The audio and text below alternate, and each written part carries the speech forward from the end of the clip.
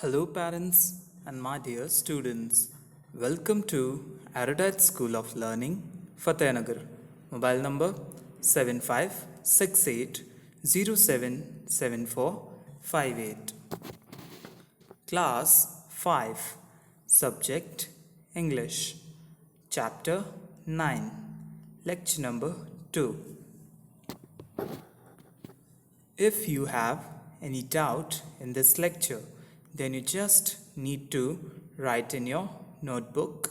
Whenever your school class will be opened, then you may clear to related teacher. इस lecture के दौरान अगर आपको कोई डाउट है तो वो डाउट आप अपनी नोटबुक में लिख लीजिए. जब भी आपके स्कूल्स रीओपन होंगे तो वो डाउट आप अपने रिलेटेड टीचर से क्लियर कर लीजिएगा. Now students, take out your books and turn to page number 174.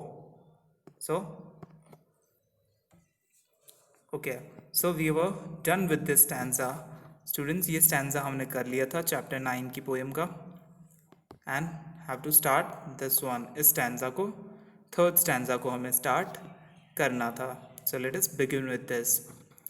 Then the traveler in the dark thanks you for your tiny spark. How could he see where to go if you did not twinkle so? So here the child is saying, "Oh little star, if you don't twinkle at night, then how a traveler could see the direction of his destination? It is because when there is dark all around, the stars give us the sense of direction." The child says, when a traveler takes your hand and thanks you wholeheartedly. Okay, so इस stanza का मतलब then, तब, the traveler, यात्री. Students, traveller का मतलब होता है यात्री. इन द डार्क, अंधेरे में. थैंक्स, धन्यवाद करता है. यू, तुम्हें. फॉर, के लिए. योर, तुम्हारे. टाइनी, टाइनी मीन्स छोटे. स्पार्क, स्पार्क यानी चिंगारी. हाउ कुड, कैसे. ही, वह. सी, देखता. वेयर, कहाँ. टू गो, जाना. इफ, अगर. यू, तुम. डिड नॉट, नहीं. ट्विंकल, टिमटिमाते. सो, तो. सो यहाँ पर जो बच्चा है वो ये कहता है कि यात्री को कैसे पता चलता कि उसे अंधेरे में कहाँ जाना है. वो तुम्हारा धन्यवाद करता है, तुम्हारी छोटी सी चिंगारी का धन्यवाद करता है. टाइनी स्पार्क का थैंक्स करता है वो, क्योंकि अगर तुम नहीं होते तो उसे कैसे पता चलता कि कहाँ जाना है, किस दिशा में उसे जाना है. अगर तुम नहीं होते तो वो रुक जाता, और इसीलिए वो तुम्हारा धन्यवाद करता है. So moving to the next stanza. That is the fourth stanza of the poem. Okay. In the dark blue sky you keep, often through my curtains peep, for you never shut your eye till the sun is in the sky. Okay, so here the children says, "Oh little star, you did not disappear from the sky until the sun is on, and you after peep into my home through the curtains." So here the child is saying that in the dark, अंधेरे में, blue sky, जो नीला आसमान है, you keep, रखते हो, तुम रखते हो. often, अक्सर. through, द्वारा. my, मेरे. curtains, curtains का मतलब होता है स्टूडेंट्स पर्दे. curtains. peep, झांकना. peep का मतलब होता है झांकना. for, के लिए. you, तुम. never, कभी नहीं. shut, बंद होते. your, तुम्हारी. eye, आँख. till, जब तक. the sun, Surya. is, है. in the sky, आकाश में. सो स्टूडेंट्स, यहाँ जो स्टार है उससे जो बच्चा है वो ये कहता है कि तुम तब तक आसमान में रहते हो जब तक कि सूर्य वापस नहीं लौट आता, जब तक वो वापस उदय नहीं होता.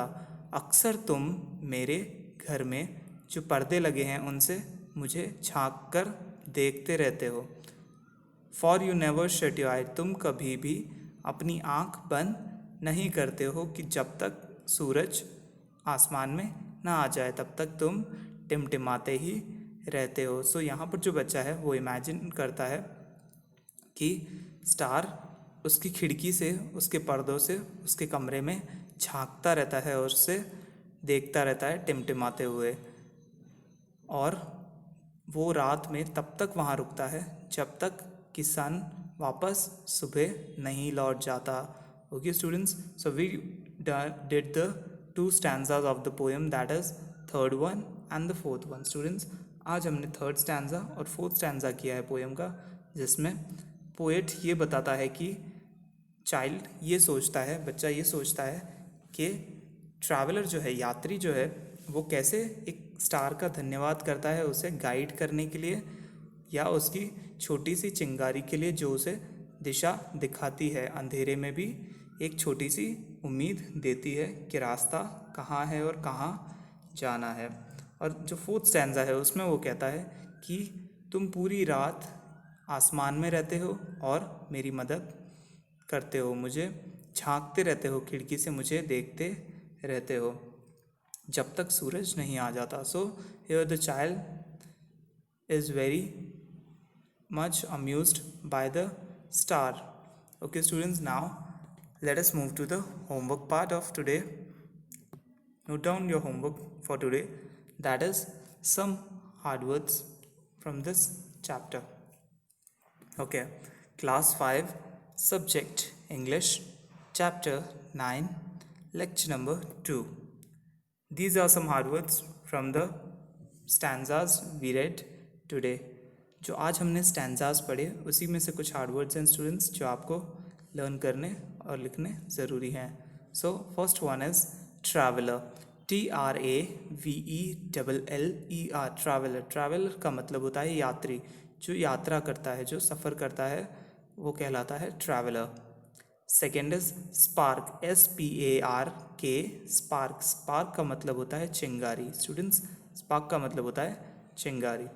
Third one is curtains, CURTAINS, curtains. Curtains का मतलब होता है स्टूडेंट्स पर्दे। Okay, next one is peep, PEEP। Peep का मतलब होता है झांकना। Okay students, when you peep something, जब आप झांकते हैं तो उसे पीप कहा जाता है। So students, you have to learn and write these hard words in your notebook in neat and clean, that is good handwriting. Note: send your daily homework before 9 o'clock every day in good handwriting on this WhatsApp number 7568077458. Note: daily 9 बजे से पहले आपको अपना homework rough notebook में good handwriting में करके school के WhatsApp number 7568077458 पर सेंड करना है। Okay students, I hope you like the video. Thank you for watching.